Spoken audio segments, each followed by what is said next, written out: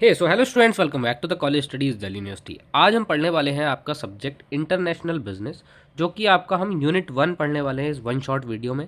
और मैंने यहाँ पर एक फ्लो चार्ट टाइप या फिर पिक्टोरियल रिप्रेजेंटेशन डाल दी है पूरे के पूरे नोट्स की कि हम इस यूनिट के अंदर क्या क्या चीज़ें पढ़ने वाले हैं।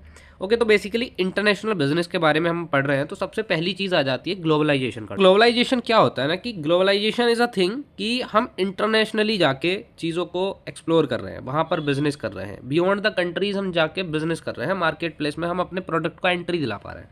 तो ये ग्लोबलाइजेशन हो गया, या सारी सर्विसेज को एक्सेस कर पा रहे हैं throughout the over the nations. Okay, so इसमें मैंने चीज़ें डाल दी हैं यहाँ पर कुछ। तो the dynamic of globalization and international business, हम इसमें ऐसे सारी चीज़ें देखेंगे, बहुत सारी चीज़ें ये हैं, उसकी सिग्निफिकेंस आ जाती हैं, उसका क्या इम्पैक्ट है इंटरनेशनल बिजनेस पे ग्लोबलाइजेशन का, और डोमेस्टिक और इंटरनेशनल बिजनेस में क्या डिफरेंस होता है और क्या क्या कॉम्प्लेक्सिटीज आती हैं। तो ये सारी चीज़ें इन नोट्स में इंक्लूडेड है, इसको हम वन बाय वन पढ़ लेते हैं। देखो, ग्लोबलाइजेशन क्या है। ग्लोबलाइजेशन एक ऐसा प्रोसेस है जिससे काफ़ी सारे बिजनेस हैं या टेक्नोलॉजी है या कल्चर्स है और मार्केट्स है, वो आपस में इंटरकनेक्ट हो पाते हैं। सारी टेक्नोलॉजी, मार्केट प्लेस, बिजनेसेस सारे इंटरकनेक्ट हो जाएंगे आपस में और इंटीग्रेट करते हैं अक्रॉस द वर्ल्ड। यहाँ पे देखो, एक कंट्री की बात नहीं चलती, सारी कंट्रीज मिलकर एक मार्केट प्लेस में घुसती हैं अक्रॉस द वर्ल्ड। एक कंट्री दूसरी कंट्री के मार्केट प्लेस में जाती है और वहाँ पे अपने प्रोडक्ट या अपनी टेक्नोलॉजी को बेचने की कोशिश करती है। तो ये एक तरीके से ग्लोबलाइजेशन है।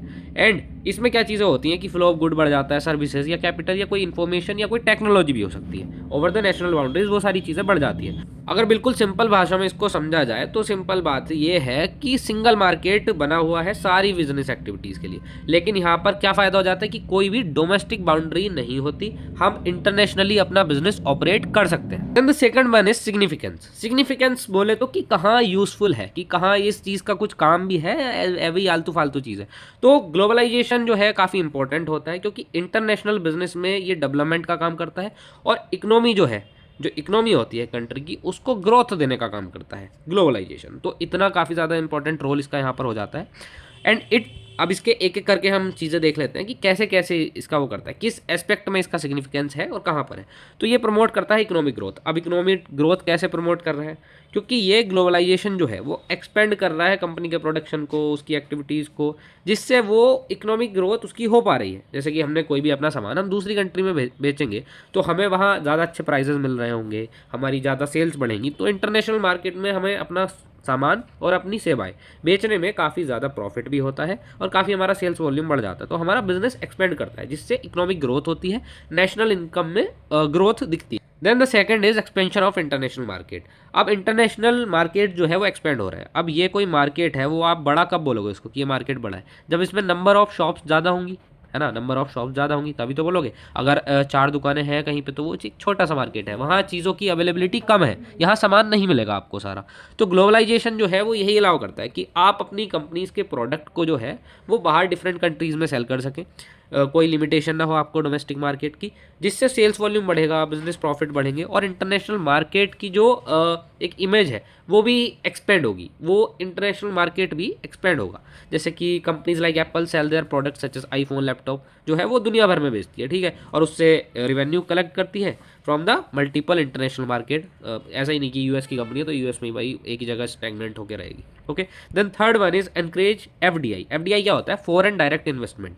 अब इसमें ना डिफरेंट कंपनी जो है, एक कंपनी दूसरी कंपनी में जाके डायरेक्टली इन्वेस्ट करती है, या तो अपने वो हेडक्वार्टर्स लगा देगी या मैन्युफैक्चरिंग यूनिट डालेगी या कुछ ना कुछ सर्विस प्रोवाइड करेगी वहाँ पर। तो एफडीआई जो होती है वो डेवलपिंग कंट्रीज में most of the time invest करती है आके। लाइक इंडिया में काफ़ी सारी एफडीआईज आई हैं, जैसे कि ऑटोमोबाइल कंपनीज है, हुंडई है, सुजुकी है, होंडा है, तो इन्होंने आके अपनी मैन्युफैक्चरिंग प्लांट्स लगाए इंडिया में, और ये कंट्रीब्यूट करता है हमारी इंडस्ट्रियल ग्रोथ में, और जॉब क्रिएशन भी इससे हो ही जाता है कहीं ना कहीं, ठीक है, क्योंकि यहाँ के लोगों को काम मिलेगा अगर यहाँ पे कुछ मैन्युफैक्चरिंग होगी तो। Then the fourth one is optimum utilization of resources.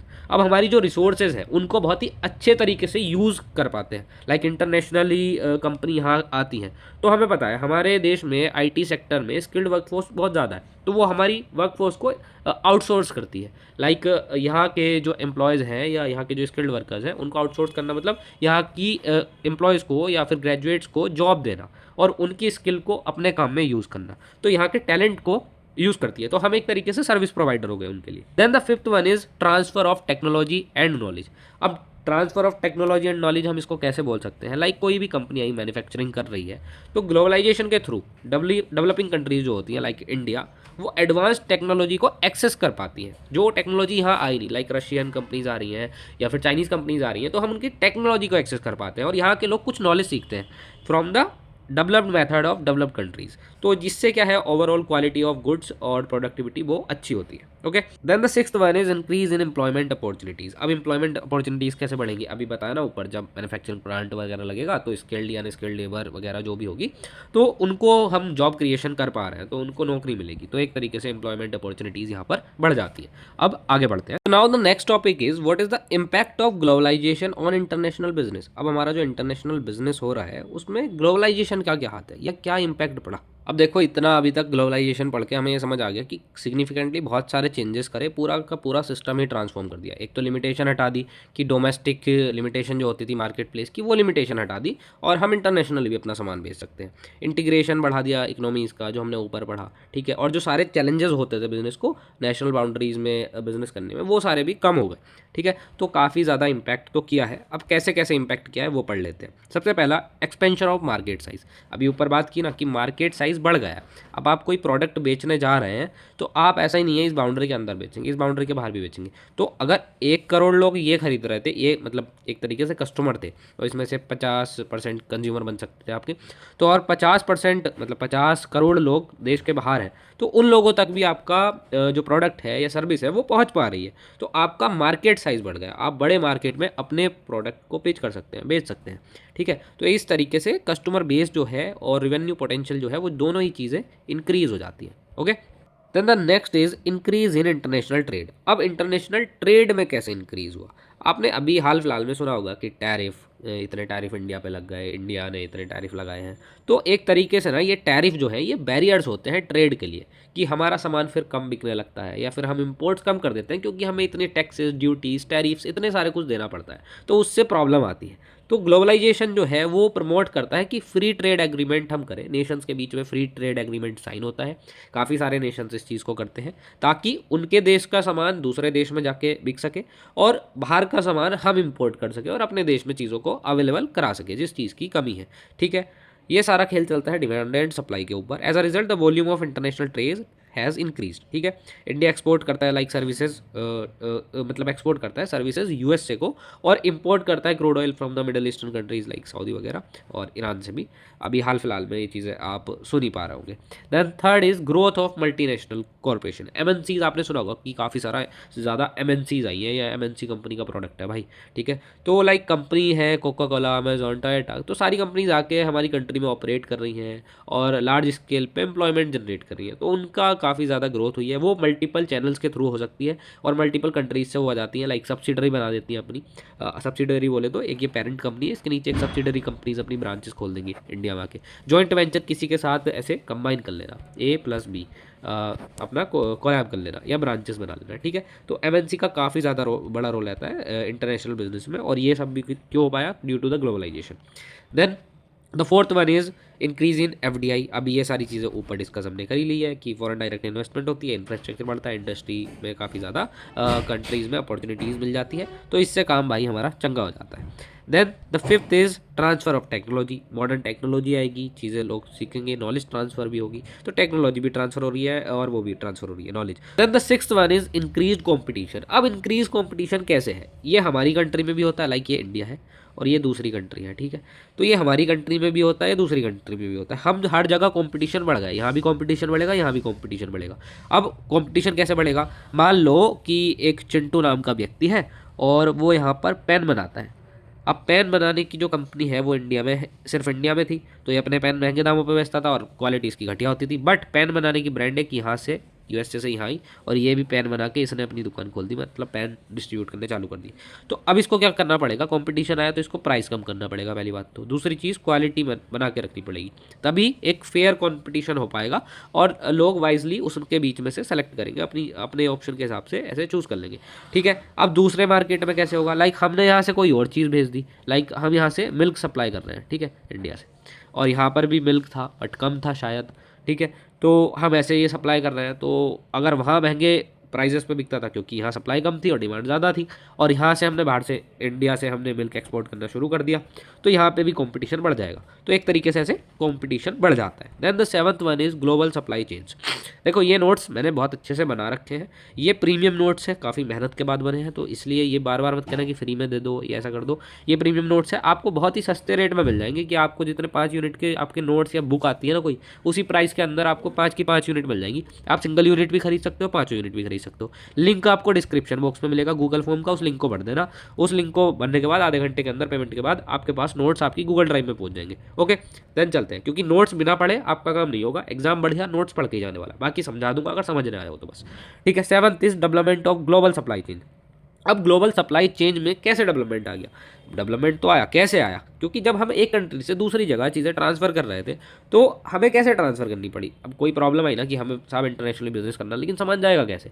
तो डिफरेंट रूट्स ढूंढे हमने, शिपमेंट कराई डिफरेंट तरीक़ों से, डिफरेंट मीडियम ऑफ ट्रांसपोर्ट ढूंढे, और जिससे सप्लाई चेन ग्लोबली हमारा एक्सपेंड हो पाया और उसे हमने अच्छे से डेवलप करवाया। तो इसमें डिफरेंट कंट्रीज जो है वो डिपेंड करती हैं कॉस्ट एडवांटेज के ऊपर और रिसोर्सेज की अवेलेबिलिटी के ऊपर। लाइक एक स्मार्टफोन है जो यूएसए में डिज़ाइन हुआ, मैन्युफैक्चर हुआ चाइना में, और असेंबल हो रहा है मान लो इंडिया में आके हो रहा है, जहाँ पे उसके कंपोनेंट मिल पा रहे हैं। तो ये सारी चीज़ें घूम फिर के जा रही हैं, तो यहाँ पे एक तरीके से ना सप्लाई चेन में भी काफ़ी इंप्रूवमेंट हो पाया। जो नेक्स्ट टॉपिक है उसमें हम डिफरेंसेस पढ़ने वाले हैं इंटरनेशनल बिजनेस में और डोमेस्टिक बिजनेस में। अब क्या क्या डिफरेंसेस होते हैं वो जान लेते हैं। लाइक मीनिंग की अगर हम बात करें, अगर मीनिंग की बात करें तो डोमेस्टिक बिजनेस तो वही है ना कि एक जोग्राफिकल लोकेशन है, सर्टेन कोई बाउंड्री है, उसके अंदर चल रहा है, बट ये बियॉन्ड द बाउंड्रीज काम करता है। एरिया ऑफ ऑपरेशन क्या होता है कि हम एक कंट्री में ही ऑपरेट कर रहे हैं इसको, बट मल्टीपल कंट्री में किसको, इंटरनेशनल बिजनेस को ऑपरेट करेंगे। आपको नाम से ही चीज़ें क्लियर हो जाएंगी। ट्रांजैक्शन जो है वो एक ही करेंसी में होगा, एक देश की एक करेंसी होगी ना, लेकिन बहुत सारे देश इन्वॉल्व होंगे तो मल्टीपल करेंसीज होंगी।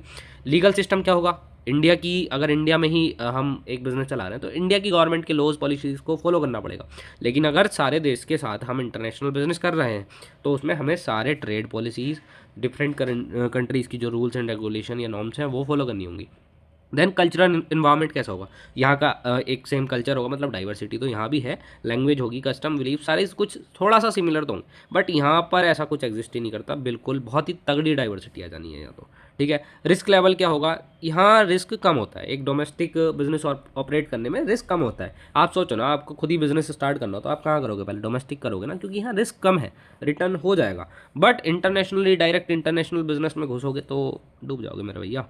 देन कंपटीशन जो है डोमेस्टिक मार्केट में थोड़ा कम होता है, लिमिटेड होता है, और इंटरनेशनल बिजनेस में तगड़ा कंपटीशन होता है, क्योंकि यहाँ पर वर्ल्ड प्लेयर्स आके कम्पीट करते हैं। कैपिटल रिक्वायरमेंट जो है वो एक डोमेस्टिक मार्केट में कम चाहिए, डोमेस्टिक बिजनेस में कम चाहिए, इंटरनेशनल बिजनेस में ज़्यादा चाहिए, क्योंकि यहाँ ट्रांसपोर्ट भी आएगा, मार्केट रिसर्च भी करनी पड़ेगी, सारी चीज़ें होंगी। Then mobility of factors of production. अब क्या फैक्टर्स यहाँ लेजिट हैं, labour and capital can move freely with in the country. अब एक कंट्री के अंदर लेबर कैपिटल मूव कर सकते हैं फ्रीली, अब लेकिन लेबर कैपिटल का मूवमेंट करना एक जगह से, मान लो आप इंडिया से भाई अपने मजदूर भेज रहे हो बाहर काम करने के लिए, so that is not feasible. Okay, then next आता है what are the complexities of international business. अभी तक आपने अच्छाइयाँ पढ़ ली, सब कुछ अच्छा अच्छा अच्छा, अब थोड़ी गंदी बातें, मतलब वो गंदी बातें नहीं, मतलब थोड़ा सा इसकी क्या डिसएडवांटेज, मतलब थोड़े से इसके क्या डिसएडवांटेज हो सकते हैं या क्या कॉम्प्लेक्सिटीज़ इसमें है इंटरनेशनल बिजनेस में, वो चीज़ें पढ़ सकते हैं। अब कोई बिजनेस डोमेस्टिकली जो ऑपरेट कर रहा है वो चल जाएगा, ठीक है, उसमें कॉम्प्लिकेशन जो है वो कम होगी, लेकिन फर्म जब बाहर ऑपरेट कर रही है तो डिफरेंट कंट्री जो होंगी उनके सबके अलग अलग इकोनॉमिक, पॉलिटिकल, लीगल और कल्चरल एनवायरनमेंट सबका अलग होगा, तो वहाँ ना बहुत ज़्यादा अनसर्टिनिटी और रिस्क आ जाता है। तो यहाँ ये चीज़ प्रॉब्लम हो सकती है डिसीजन मेकिंग में, प्लानिंग में, रिसर्च में, ठीक है, मैं काफ़ी चीज़ें प्रॉब्लम हो सकती हैं। तो काफ़ी एक्सटर्नल फैक्टर्स जो हैं वो काफ़ी ज़्यादा इन्फ्लुएंस करते हैं या वो काफ़ी ज़्यादा हिंड्रेंस देते हैं in the operation of successfully in a global markets. So major complexities क्या क्या यहाँ होती हैं वो देख लेते हैं। First one is the cultural difference. अब कल्चरल डिफरेंसेस कैसे आ जाते हैं कि वहाँ का कल्चर अलग है, उनका सबका अपना कल्चर होगा, अपनी लैंग्वेज होगी, कुछ ट्रेडिशन होंगी, कुछ वैल्यूज़ होंगी, और कंज्यूमर प्रेफरेंसेस भी जो हैं वो एक कंट्री से दूसरी कंट्रीज़ की डिफरेंट होती हैं। तो कल्चरल डिफरेंसेस जो हैं उनके बाइंग बिहेवियर को, उनके पैटर्न्स को, और एडवर्टाइजिंग स्ट्रेटजी, प्रोडक्ट डिज़ाइन और सारा कुछ, सारा खेल ही ना बिल्कुल चेंज हो जाता है, पूरा सिस्टम ही बदल जाता है यहाँ पर। सो यहाँ पर एक प्रोडक्ट कंपनी में एक्सेप्ट होगा या नहीं होगा, दूसरी कंट्री में। तो ये सारा जो खेल होता है वो कल्चरल डिफरेंसेस का होता है कि उनके कल्चरल बिलीव्स क्या क्या हैं और हम उनको अडेयर कर पा रहे हैं कि नहीं, हम उनको फॉलोअप्स लेके हम अपने प्रोडक्ट डिज़ाइन डाल पा रहे हैं, या ऐसी मार्केट स्ट्रेटेजी हमारी है या नहीं। Then second one is legal and political environment. अब आपने सुना होगा इंडिया में काफ़ी ज़्यादा नॉर्म्स पॉलिसीज़ आपको सारी फुलफिल करनी पड़ेंगी, तभी आप एक बिजनेस रन कर सकते हैं। तो इंटरनेशनल बिजनेस में भी ऐसे ही होता है, फर्म्स को सारे लॉज रूल्स रेगुलेशन बाहर की गवर्नमेंट के हिसाब से करना पड़ता है, सभी जगह का अलग होता है। Each country has its on legal system, है ना, सबके पास अपना लीगल सिस्टम है, टैक्सेशन हो, लेवल हो, या इम्पोर्ट एक्सपोर्ट कुछ भी, इंटेलेक्चुअल राइट, ठीक है, सारे कुछ हो सकता है। तो पॉलिटिकल इनस्टेबिलिटी हो सकती है, वहाँ गवर्नमेंट बदल रही है या कुछ ट्रेड बैरियर्स आ गए, तो ये सारी चीज़ें जो है वो प्रॉब्लम करती हैं। एग्जांपल यहाँ दे रखा है, लाइक इम्पोर्ट ड्यूटीज़ हैं या रिस्ट्रिक्शन गवर्नमेंट ने इम्पोज कर दिए, तो वो कॉस्ट बढ़ा देते हैं फ़ॉरेन में, और फिर आपका प्रोडक्ट जो है वो बिक नहीं पाता मार्केट में, क्योंकि वो कॉस्टलियर होगा than the domestic product. Third one is foreign exchange risk. अगर आप इंडियन करेंसी को देखो, लाइक हमारा रुपया जो है वो लगातार गिर रहा है। आज हम $1 अगर खरीदने जाएँ तो हमें 90 नहीं, अब 94 रुपये देने पड़ेंगे। ये आज तक का मैं टोटल बता रहा हूँ, मैं आज की अपडेट के अकॉर्डिंग। तो 94 रुपीज़ में हम $1 अफोर्ड कर सकते हैं। तो रुपीज़ जो है वो लगातार गिर रहा है। तो एक तरीके से कि बट हमने तो इन्वेस्टमेंट 1 साल पहले की थी, तो तब तो $1 में साहब हमको 89 रुपीज़ में ही हमको $1 मिल पा रहा था, हम ये अफोर्ड कर पा रहे थे। तो हमने प्लानिंग, अपने प्रॉफिट मार्जिन सारे इसी अकॉर्डिंग प्लान किए थे। इंपोर्ट एक्सपोर्ट ऐसे ही बिल्कुल ऐसे सोचा था, हमारी प्लानिंग ही ऐसी थी। बट अनसर्टिनिटी आ गई कि फॉरेन एक्सचेंज में रिस्क आ गया, काफ़ी ज़्यादा फ्लक्चुएशन हो गई, करेंसी गिर गई, तो इससे जो है गुड्स को इंपोर्ट करना ज़्यादा एक्सपेंसिव हो जाता है। तो that is a problematic thing, ये भी एक कॉम्प्लेक्सिटी है। Then the fourth one is trade barriers. अब ट्रंप के बैरियर्स, ट्रंप के टैरिफ्स के बारे में आपने सुना ही होगा, वो इतने टैरिफ और सैंक्शंस लगा रहा है इंडिया पे, तो ये प्रॉब्लमेटिक हो जाता है, ये भी एक कॉम्प्लेक्सिटी है। सारी कुछ भी कोई भी कंट्री इम्पोज कर सकती है ट्रेड, तो वो एज अ बैरियर एक्ट करता है एक बिजनेस के ऊपर, टैरिफ कोटा, तो ये सारी चीज़ों में प्रॉब्लम आ सकती है, या लाइसेंस रिक्वायरमेंट होती है, और उन चीज़ों में ही आदमी खिंचा रह जाता है। तो ये सारे बैरियर जो हैं, जो गुड्स की कॉस्ट है उनको बढ़ा सकती है, और फिर से वही कि कॉस्टलियर हो जाएगा तो बिक नहीं पाएगा। Then economic differences. अब इकोनॉमिक डिफरेंसेस में क्या है कि कंट्रीज जो है वो इकोनॉमिक डेवलपमेंट में सब अलग है। कोई डेवलप्ड कंट्री है, कोई डेवलपिंग कंट्री है, तो उनके इनकम लेवल्स जो है, इन्फ्लेशन रेट, सब में डिफरेंस होता है, तो हर जगह अंतर तो है। तो यही इकोनॉमिक कंडीशन इन्फ्लुएंस करती हैं क्या वहाँ की डिमांड है और क्या वहाँ की सप्लाई है। तो अगर डिमांड और सप्लाई का कुछ ऐसे जा रहा है, थोड़ा पैरेलल जा रहा है, स्ट्रेट लाइन जा रहा है, तो चीज़ें फुलफिल हो पा रही हैं। लेकिन अगर वो शिफ्ट हुआ कहीं भी, तो वो अफेक्ट करेगा आपकी बिजनेस स्ट्रेटेजी को ज़रूर, ठीक है। Then the sixth one is transport and logistic problem. अब ट्रांसपोर्ट और लॉजिस्टिक प्रॉब्लम भी एक तगड़ी कॉम्प्लेक्सिटी बन जाती है। जब हम इंटरनेशनल बिजनेस करते हैं तो हम एक सामान एक जगह से, यहाँ से कंट्री से दूसरी कंट्री में पहुँचा रहे हैं, काफ़ी ज़्यादा लंबा डिस्टेंस है, तो यहाँ पर एक तो ले जाने में सबसे ज़्यादा कॉस्ट लग रही है, डिलीवरी टाइम ज़्यादा लग रहा है, पहला फैक्टर। दूसरा फैक्टर, और यहाँ पर सामान टूटने फूटने का रिस्क है। तो वो जो इतनी खराबी हुई, इतनी जो वेस्टेज हुई, वो कौन भरेगा भाई? वो बिजनेस मैन भरेगा ना, जो एक्सपोर्ट कर रहा था या जिसने इंपोर्ट कराया सामान, ठीक है, उसके मत्थे पड़ जाएगा वो सब कुछ। तो एफिशिएंट लॉजिस्टिक मैनेजमेंट जो है वो बहुत ही ज़रूरी चीज़ है यहाँ पर।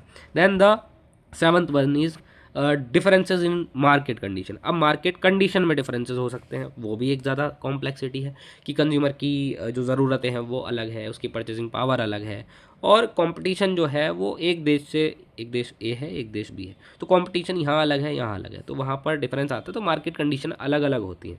तो कंपनीज जो है should conduct extensive market research. उनको एक मार्केट रिसर्च कर लेनी चाहिए फॉरेन मार्केट में एंट्री लेने से पहले। ये नहीं कि दरवाज़ा खुला मिला है तो जंप मार दो, पहले देखभाल कर लेनी चाहिए कि कहीं कोई खाने के लिए शेर तो नहीं बैठा। ठीक है, अब हम पढ़ते हैं कि ग्लोबल एक्सपेंशन कैसे होता है, या कोई भी बिजनेस या इंटरनेशनलाइजेशन की क्या क्या स्टेजेस होती हैं जब वो एक्सपेंड कर रहा होता है। अब कोई भी बिजनेस एक्सपेंड करना चाहता है तो वो इंटरनेशनल मार्केट में कैसे घुसेगा, मतलब एक डोमेस्टिक मार्केट से स्टार्ट हुआ होगा, तो वो इंटरनेशनल मार्केट में कैसे अपनी एंट्री ले सकता है, क्या रिस्क होंगे, क्या उसे बेनिफिट होंगे। तो उसके लिए ना कुछ स्टेप्स लगेंगे। ऐसा नहीं वो डायरेक्टली ए पॉइंट से, इस पॉइंट से जंप मार के ये सक्सेस पॉइंट पे चला जाएगा, ऐसा नहीं होगा। सबसे पहली स्टेज आएगी डोमेस्टिक स्टेज। तो इसमें जो है कंपनी कोई भी फॉरेन एक्टिविटी नहीं करेगी, बस अगर इंडियन कंपनी है तो इंडिया में ही वो अपना बिजनेस ऑपरेट करेगी और सारे के सारे लोकल कस्टमर्स पे अपना फोकस रखेगी, और कोई भी डायरेक्ट इन्वेस्टमेंट या कोई इन्वॉल्वमेंट नहीं होगा उसका इंटरनेशनल बिजनेस एक्टिविटीज़ में, ठीक है। और वो इंडिया में ही रहकर यहाँ के लोकल कस्टमर पर ध्यान देगी। देन सेकेंड स्टेज आ जाती है एक्सपोर्ट स्टेज। इसमें ऐसा हो सकता है कि आप डायरेक्ट या इनडायरेक्ट एक्सपोर्ट करो इंटरनेशनली, या फिर कोई एजेंट पकड़ लो और उसके थ्रू करे, ठीक है। तो इनडायरेक्ट में क्या आ जाता है कि कंपनी जो सेल कर रही है अपनी इंटरमीडिएटरीज के थ्रू एक्सपोर्ट कर रही है अपना सारा सामान, या फिर डायरेक्ट एक्सपोर्ट में आ जाता है कि वो डायरेक्टली सेल कर रही है अपने सामान को फॉरेन कस्टमर को, और या फिर कुछ डिस्ट्रीब्यूटर को दे दिया और वो वहाँ पे उसका सामान बेच देंगे, ठीक है। Then third is international stage. अब इस स्टेज में जाके कंपनी बाहर फाइनली एक्सपोर्ट करना स्टार्ट करती है, या फिर एक तरीके से अपना सेलिंग या फिर सेल्स ऑफिस जो है वो बाहर लगा देती है, ठीक है। यहाँ सेल्स ऑफिस लगा सकती है, कुछ एजेंट या डिस्ट्रीब्यूटर पार्टनर्स उनके साथ कोलैब करके ऐसे एक्सपोर्ट कर सकती है। ये इंटरनेशनल स्टेज हो जाती है। देन मल्टीनेशनल स्टेज पे आती है कि यहाँ जो है ना अपनी ब्रांचेज या सब्सिडरीज खोल देती है डिफरेंट डिफरेंट कंट्रीज़ में, ठीक है।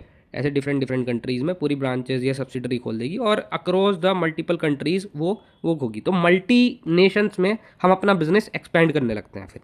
Then the fifth stage is global stage. अब ग्लोबल स्टेज में क्या होता है, हम पूरे के पूरे मार्केट जो हमारी ये डिफरेंट डिफरेंट कंट्रीज़ थी ना, अब हम इसको पूरे वर्ल्ड को एज अ होल मार्केट की तरह देखते हैं। अब यहाँ फर्म इंटीग्रेट करती है, कोऑर्डिनेट करती है सारे ऑपरेशन, ठीक है, जिससे मतलब सारी चीज़ें अच्छी हो सके और कॉम्पिटिटिव एडवांटेज इनको मिल सके। लाइक एग्जाम्पल भी है यहाँ पे, टेक्नोलॉजी कंपनी जो है वो अपना स्टैंडर्डाइज प्रोडक्ट बेचती है पूरे वर्ल्ड को एक जैसा, लाइक कोई सॉफ्टवेयर है या कुछ भी और सर्विसेज हो सकती है, सिक्योरिटी सर्विस लाइक। देन इसमें सिक्स्थ आ जाता है ट्रांसनेशनल स्टेज। अब इसमें क्या है कि हमने पूरा एक दुनिया बनाई थी, इसमें छोटी छोटी कंपनियां बनाई थी, ठीक है। तो अब इसमें इंटरकनेक्टेड, ये एक दूसरे की कंट्री, पहले हम तो एक तरीके से ट्रीट कर रहे थे, बट यहाँ इंटरकनेक्टेड होंगी सारी कंपनीज। या इस कंपनी को हमने सेल्स का काम दे दिया होगा, इसको रिसर्च का काम दे दिया होगा, इसको टेक का काम दे दिया होगा, ठीक है। तो ये सारी कंपनीज इंटीग्रेट करेंगी, कोऑर्डिनेट करेंगी और पूरे मार्केट को एक साथ मिलकर रेस्पॉन्स करेंगी, ठीक है। तो ग्लोबल एफिशिएंसी यहाँ बढ़ जाती है। तो ग्लोबल नेटवर्क या एक तरीके से ग्लोबल चेन यहाँ बन जाती है, सप्लाई चेन भी तगड़ी हो जाती है।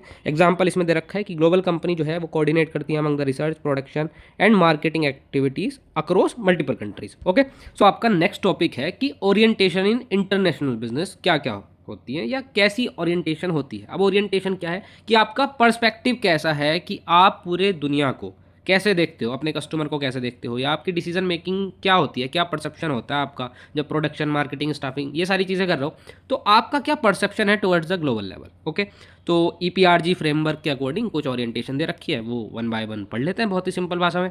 एथनोसेंट्रिक है, पॉलीसेंट्रिक है, रीजनोसेंट्रिक है और जियोसेंट्रिक है, ठीक है। ये चार है। तो इसमें सबसे पहला है एथनोसेंट्रिक ओरिएंटेशन, मतलब कि होम कंट्री की बात चल रही है, जो हमारी डोमेस्टिक कंट्री है उसमें हम क्या क्या प्रैक्टिसेस हैं, क्या पॉलिसीज़ हैं और क्या क्या स्ट्रेटेजी हैं जो सुपीरियर रहेंगी हमारी कंट्री के लिए, जो डोमेस्टिक कंट्री है उसके लिए। तो हम यहाँ पर अपनी डोमेस्टिक कंट्री को प्रायोरिटी देंगे, उसका मार्केट सैंपल लेंगे, उसी की मार्केट स्ट्रेटेजी बनाएंगे और उसी के हिसाब से अपना प्रोडक्ट स्ट्रेटेजिफाइड करेंगे या फिर प्रोडक्ट की डिज़ाइनिंग वगैरह ओवरऑल वैसा ही प्रोडक्ट हम कुछ बनाएंगे। तो ये सिंपल फोकस करता है डोमेस्टिक मार्केट पे। यहाँ अडेप्टेशन जो है मार्केट कंडीशन वो डोमेस्टिक ही करेंगे, हम फॉरेन कंडीशन को अडेप्ट नहीं करेंगे। सेंट्रलाइज्ड डिसीजन होगा। अब एक कंट्री की बात चली है तो एक ही कंट्री डिसीजन लेगी ना, तो सेंट्रलाइज्ड होगा। Product standardization for all markets, मतलब सभी के लिए एक जैसा मार्केट होगा। मान लो इंडिया के हिसाब से प्रोडक्ट बना दिया तो फॉरेन में बेचना है तो इंडिया के हिसाब से जो बनाया वही बेचेंगे, ठीक है। ये एथनोसेंट्रिक में आ जाता है। Then the second one is polycentric orientation. अब इसमें होस्ट कंट्री को ओरिएंटेशन, मतलब कि इसमें सिंपल सी चीज़ ये है कि हर कंट्री जो है वो यूनिक होती है। पॉली का मतलब क्या होता है, मल्टीपल।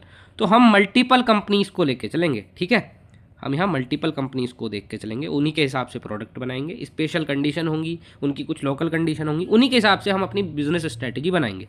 तो यहाँ पर जो है कंपनी वो फॉरेन सब्सिडरीज जो होंगी उन्हें अलाउ कर देंगी कि तुम अपने आप से ऑपरेट कर लो। अब यहाँ मल्टीपल सब्सिडरीज बनाई हैं तो तू अपने हिसाब से चल, तू अपने हिसाब से चल, तू अपने हिसाब से चल, ठीक है। ये सब अपने अपने हिसाब से काम करेंगे। डिसेंट्रलाइज होगी पावर, मतलब सबके पास होगी ना पावर, एक जगह तो नहीं है, पहले एक जगह थी, अब सबके पास पावर होगी। Product adapted to local market needs, अब हर लोकल मार्केट अलग होगा, उसके हिसाब से हम प्रोडक्ट को अडेप्ट करेंगे। और यहाँ जो वहाँ की कल्चर है या वहाँ की क्या प्रेफरेंसेस है उन पे फोकस ज़्यादा रहेगा। और यहाँ पर ऑपरेशन जो है उसमें फ्लेक्सिबिलिटी रहती है। देन रीजनोसेंट्रिक ऑपरेशन, अब इसमें रीजनल ऑपरेशन होंगे एक पर्टिकुलर जोग्राफिक रीजन की वजह से। लाइक एक कंपनी मान लो कि कपड़े बनाती है, तो वो कपड़े कैसे बनाती है, ठीक है, वो क्लोथ्स बनाने का काम है उसका, जनरल चीज़ है कि क्लोथ्स बना रही है। लेकिन अगर हिमालयन रीजन में बर्फीले पहाड़ों के बीच वो कोई स्टोर बना रहा है अपना, तो वो क्या बेचेगा, वहाँ बर्फ़ पड़ रही है, ग्लव्स बेचेगा, जैकेट्स बेचेगा, लेदर जैकेट्स बेचेगा, ये सारी चीज़ें करेगा। बट अगर वही दिल्ली में है, गोवा में है, तो वो शॉर्ट्स बेचेगा, अंडरवियर, गारमेंट्स, कुछ भी बेच सकता है, छोटे कपड़े, बड़े कपड़े, कॉटन क्लॉथ, ठीक है, कुछ भी बेच सकता है। तो थोड़ा डिफरेंस आ जाएगा। तो ज्योग्राफिकल रीजन की वजह से उनका प्रोडक्ट की स्ट्रेटेजी जो है वो चेंज होगी, प्रोडक्ट का टाइप चेंज होगा, ठीक है। इसके कैरेक्टरिस्टिक्स देख लेते हैं, रीजनल मार्केट के हिसाब से चलेगा, ठीक है। और सारी कंट्रीज जो हैं उनके बीच में कोऑर्डिनेशन बना के रखेगा with in a particular region, okay. Then similar strategy होगी हर एक कंट्री के सेम रीजन के लिए, मतलब कि कोई भी कंट्री है, अगर वहाँ मान लो चाइना के थोड़े बर्फीले पहाड़ हैं, या आप बोलो नेपाल के बर्फीले पहाड़ और इंडिया के बर्फीले पहाड़ आसपास आ रहे हैं, तो उन दोनों रीजन तो सेम हो गया, बस कंट्री अलग है, तो स्ट्रेटेजी सेम सी होगी, ओके। देन आता है जियोसेंट्रिक ओरिएंटेशन। जियोसेंट्रिक ओरिएंटेशन में क्या है कि जैसे हम अभी ट्रीट कर रहे थे ना कि ये बहुत सारी कंट्रीज़ हैं, हम पूरे वर्ल्ड को as a single market treat करेंगे, ठीक है। अब यहाँ हम कुछ नहीं देख रहे कि इस कंट्री का ये है, इस रीजन का ये है, या हमारी कंट्री का ये सबसे अलग आ जाता है कि पूरी दुनिया को एक जैसा ट्रीट कर दिया। अब ग्लोबल अप्रोच के साथ जाएंगे कि ग्लोबली एक स्टैंडर्ड प्रोडक्ट क्या हो सकता है जो हर जगह फिट हो, एवरग्रीन हो, चलता ही रहे। तो यहाँ हम फोकस करेंगे, बेस्ट स्ट्रेटेजी वो सेलेक्ट करेंगे जहाँ एम्प्लॉय रिसोर्सेज, ये उनकी जो नेशनैलिटी है उसे कंसिडर ना किया जाए, उसकी कॉम्पिटेंसी क्या है, उसके अंदर कितना पोटेंशियल है, क्या कैपेबिलिटीज़ है, उसके बेसिस पे वो ये सारे इसके कैरेक्टरिस्टिक्स आ गए। और यहाँ एक डिफरेंशिएशन की टेबल भी आपको दी गई है सिंपल भाषा में समझने के लिए, तो ये नोट्स आप परचेस कर सकते हैं, नोट्स पढ़ लेना एक बारी। नेक्स्ट टॉपिक आता है आपका modes of entry into international business. अब इंटरनेशनल बिजनेस में घुसने के लिए आपको कुछ रास्ते अपनाने होंगे, मतलब किसी ना किसी चैनल से, किसी ना किसी तरीके से तो इंटरनेशनल बिजनेस में आप एंट्री लोगे ना। तो वही मोड की हम बात करने वाले हैं कि क्या क्या तरीके हैं। अब ये तरीके इंपॉर्टेंट क्यों हो जाते हैं, क्योंकि हर तरीके का लेवल ऑफ इन्वेस्टमेंट अलग होगा, हर तरीके का रिस्क अलग होगा, और हर तरीके पे कंट्रोल, प्रॉफिट पोटेंशियल, सब चीज़ों का हम पे बिल्कुल अलग आ जाएगा। तो क्या क्या सारी चीज़ें होने वाली हैं वो हम यहाँ डिस्कस करेंगे। सबसे पहला तरीका आ जाता है कि आप एक्सपोर्टिंग स्टार्ट कर दो। एक्सपोर्टिंग मतलब कि आपने अपने गुड्स या कोई भी सर्विस है एक कंट्री से दूसरी कंट्री भेज रहे हो ताकि वो कस्टमर यूज़ कर पाए वहाँ, ठीक है, इंटरनेशनल मार्केट में। अब मैंने डायरेक्ट एक्सपोर्टिंग, इनडायरेक्ट एक्सपोर्टिंग आपको बता दिया था। डायरेक्ट वो होगा कि आप खुद से कर रहे हो या किसी डिस्ट्रीब्यूटर को दे दिया। इनडायरेक्ट होगा कि आपने एजेंट के थ्रू या कोई इंटरमीडिएटरी, मतलब कोई बिचौलिया है आपके बीच में, ये ट्रेडिंग कंपनी है, उससे करा रहे हो, ठीक है। एडवांटेज क्या आ गया कि इन्वेस्टमेंट बहुत कम होता है, रिस्क बहुत कम है, और मार्केट साइज एक्सपेंड हो जाता है कि आपको बड़ा मार्केट मिल पाता है, तो आपकी सेल्स वगैरह का थोड़ा अच्छा रहता है। Then the second one is licensing. अब लाइसेंसिंग क्या होता है? लाइसेंसिंग वो होता है कि एक लाइसेंसिंग एग्रीमेंट बनता है जिसमें एक कंपनी दूसरी कंपनी को लाइसेंस दे देती है। किस चीज़ का? अपने इंटेलेक्चुअल प्रॉपर्टी का। इंटेलेक्चुअल प्रॉपर्टी बोले तो आईपी बोल देते हैं शॉर्ट्स में। इसमें पेटेंट्स आ जाते हैं, ट्रेडमार्क या कोई टेक्नोलॉजी है या कोई उनका इनोवेशन ऐसी चीज़ बना दी है उन्होंने, तो उसका पेटेंट उसके पास होंगे, वो आपको दे देते हैं, ठीक है। आप उसके साथ में काम कर सकते हो, अपना प्रोडक्ट बना सकते हो उनका पेटेंट्स वगैरह यूज़ करके। तो इन्वेस्टमेंट लो होगा, रिस्क लो होगा और इजी मार्केट एंट्री होगी। लेकिन यहाँ आपको एक रॉयल्टी फीस देनी पड़ती है। अब वो एनुअली हो सकती है, पर ईयर, 1 साल की, 2 साल की। और इसमें डिसएडवांटेजेस ये हो सकते हैं कि कंट्रोल जो है ना वो लिमिटेड होता है, प्रोडक्शन पे भी और क्वालिटी पे भी। क्योंकि ये चीज़ें लिमिट कौन करता है? जो लाइसेंसर होता है, जो आपको लाइसेंस दे रहा है, वो बताएगा कि ये आप पे लिमिटेशन है, आप ऐसा नहीं कर सकते। Risk of creating future competitors, ठीक है, फ्यूचर में आप कॉम्पिटिशन भी आ सकता है इसकी वजह से, क्योंकि वो सेम पैटेंट तो वो लाइसेंसर किसी और को भी दे सकता है ना, तो आपके साथ कॉम्पिटिशन में कोई और भी आ सकता है। Then the third one is franchising. Franchising क्या होता है कि ये बिल्कुल सेम है लाइसेंसिंग की तरह, लेकिन इसमें एक चीज़ अलग है कि ऑलरेडी जैसे आपने मैकडी सुना होगा, ये सारी ब्रांड्स हैं, तो ये ना अपनी एक सब्सिडरी कंपनी दे देती हैं आपको, अपनी एक फ्रेंचाइजी दे देती हैं। अब आप उनका ब्रांड का नाम यूज़ कर सकते हो, ट्रेडमार्क यूज़ कर सकते हो, क्या तरीके से वो बर्गर बना रहे हैं वो यूज़ कर सकते हो। तो फ्रेंचाइजी जो है ना आपकी मार्केटिंग वगैरह का काम थोड़ा ख़त्म ही कर देती है, क्योंकि ऑलरेडी उसका नाम है भाई, धंधा चल रहा है, तो आप एकदम से रैपिड एक्सपेंशन कर सकते हो, इन्वेस्टमेंट और रिस्क कम होता है, ठीक है। और ब्रांड जो है ऑलरेडी लोगों को पता है फॉरेन मार्केट में, वो तो वहाँ के लोग उसे एकदम से फैच कर लेते हैं और आपका बिजनेस चल पड़ता है। देन इसमें डिसएडवांटेजेस क्या आती हैं कि आपका क्वालिटी स्टैंडर्ड जो है ना उसको मेंटेन करने में डिफिकल्टी होती है, कि मान लो आप सफाई नहीं है, गंदगी है, या कोई भी रीज़न हो सकता है, तो जिससे ब्रांड का नाम तुम भी खराब कर सकते हो। Risk of misuse of brand name, ठीक है, मिसयूज़ ना करो आप ब्रांड नेम का, तो ये सारे रिस्क वगैरह होते हैं। Then fourth one is the joint venture. अब जॉइंट वेंचर में क्या होता है कि जब 2 या 2 से ज़्यादा कंपनी एक साथ आती हैं और वो अपनी सारी कुछ चीज़ें शेयर कर देती हैं, मतलब कंपनी की चीज़ें शेयर कर देती हैं, ओनरशिप, रिसोर्स या फिर बिजनेस पे जो भी कंट्रोल है, सब कुछ, ठीक है। तो ये कैपिटल, टेक्नोलॉजी, एक्सपर्टीज सब कुछ शेयर करेंगे, एक दूसरे के साथ मिलजुल के काम करेंगे, तो एक जॉइंट वेंचर बना लेंगे। लाइक मारुति प्लस सुजुकी अगर आज के टाइम हो जाए, तो पहले एक साथ होती थी, अलग अलग है, अभी आपस में फिर से मिल जाए तो ये जॉइंट वेंचर की तरह काम कर सकते हैं। एडवांटेज क्या है कि रिस्क और इन्वेस्टमेंट जो है वो दोनों शेयर्ड होंगे, कि हिस्सा भी बराबर का है और अगर डूबे तो भी बराबर में डूबेंगे। Access to local market knowledge, local market की नॉलेज होगी, और स्किल रिसोर्सेज सबका कॉम्बिनेशन होगा, तो बढ़िया काम यहाँ पे हो जाएगा। बट डिसएडवांटेज क्या होती है कि जब 2 जने बोलते हैं ना साझे में काम नहीं करना चाहिए, मिलजुल के ऐसे अगर 2 लोग काम कर रहे हैं, डिफरेंट माइंडसेट जा रहा है, तो लड़ाई हो सकती है, then shared control reduce independence, ठीक है, मतलब एक तरीके से उसकी आज़ादी खो जाती है कि ये काम तो ऐसे होना था भाई। The next one is FDI, foreign direct investment. इसमें क्या होता है कि एक कंपनी दूसरी कंट्री में इन्वेस्टमेंट कर रही है, अब वो किस चीज़ में, एक नई कंपनी लगाने में भी कर सकती है, या फिर अपना मैन्युफैक्चरिंग प्लांट लगा दिया, सब्सिडरी बना दी, या ऑफिसेस खोल दिए, तो वहाँ पे तगड़ा पैसा इन्वेस्टमेंट कर रहा है, तो वो फॉरेन डायरेक्ट इन्वेस्टमेंट आ जाता है, ठीक है। इसके एडवांटेज क्या है, हाई कंट्रोल होगा ऑपरेशन पे, लॉन्ग टर्म मार्केट प्रेजेंस होगी और प्रॉफिट पोटेंशियल भी तगड़ा ही होगा भाई। लेकिन डिसएडवांटेज क्या होगा, लार्ज इन्वेस्टमेंट चाहिए और रिस्क जो है ना बहुत ज़्यादा होता है कि पॉलिटिकल फैक्टर और इकोनॉमिक अनसर्टेनिटीज़ आ सकती है वहाँ पे, ठीक है। Then the sixth is contract manufacturing. अब कॉन्ट्रैक्ट मैन्युफैक्चरिंग क्या है कि आपने ठेका दे दिया, अगर सिंपल भाषा में समझो कि 1 साल का एग्रीमेंट है, हमने फॉरेन मैन्युफैक्चरर हायर कर लिए और तुम्हें गुड बनाना है उनके यहाँ पे, या मतलब हमने उनको ठेका दे दिया, उन्होंने हमें ठेका दे दिया, तो वो कॉन्ट्रैक्ट पे मैन्युफैक्चरिंग करा रहे हैं हम, ठीक है। मार्केटिंग, डिस्ट्रीब्यूशन और ये सारी चीज़ें जो हैं वो कंपनी फोकस करेगी, लेकिन हमने बनाने का ठेका दे दिया, तो कॉन्ट्रैक्ट पे कुछ काम करा लिया, या ये सारे चीज़ें भी ना हम किसी और कंपनी से कॉन्ट्रैक्ट बेसिस पे करा सकते हैं। तो एडवांटेज क्या आ जाती है कि प्रोडक्शन कॉस्ट जो है वो घट जाती है, ये एक डिसएडवांटेज है। और डिपेंडेंस हो गए हम एक्सटर्नल मैन्युफैक्चरर पे, अगर वो टाइम पे हमें सप्लाई नहीं कर पाया, भाई हमारा अपना काम होता तो हम ध्यान देते, बट दूसरे इंसान का क्या पता कि वो ध्यान देगा कि नहीं, ठीक है। Is the strategic alliance. अब स्ट्रेटेजिक अलायंस में भी ना सेम उसी की तरह है, क्या था, जॉइंट वेंचर की तरह। इसमें भी 2 कंपनी साथ में आती हैं, अपनी रिसोर्सेज को शेयर करती हैं और कॉमन ऑब्जेक्टिव के लिए काम करती है। टेक्नोलॉजी डेवलपमेंट, प्रोडक्ट इंप्रूवमेंट, सारा काम हो रहा है भाई इसमें, ठीक है। एडवांटेजेस भी सेम है, डिसएडवांटेजेस भी सेम ही है कि लड़ाई का खतरा है, ठीक है। मर्जर और एक्विजिशन। मर्जर और एक्विजिशन में क्या होता है, अब हम ना एक एग्जाम्पल से समझ लेते हैं, सिंपल, बाकी आप पढ़ लेना। वोडाफोन आइडिया है, ठीक है, VI, पहले ये अलग होते थे, वोडाफोन आइडिया, अब इसका नाम है VI, तो ये मर्जर हो गया, आपस में दोनों मर्ज हो गई और अपनी आइडेंटिटी, बिजनेस नेम इन्होंने रख रखे हैं, ओके, आपस में एक मर्ज के एक या एक भी नाम बना सकते हैं। और एक्विजिशन क्या होता है कि वोडाफोन ने, मान लो कि वोडाफोन ने आइडिया का जो है वो खरीद लिया, तो वोडा ने आइडिया को एक्वायर कर लिया, तो यहाँ सारी जो आइडेंटिटी है वो वोडाफोन की रहेगी, क्योंकि आइडिया तो इसमें डिजॉल्व हो गई कि आइडिया का कोई नामो निशान नहीं बचा, ठीक है, ये एक्वायर करना होता है।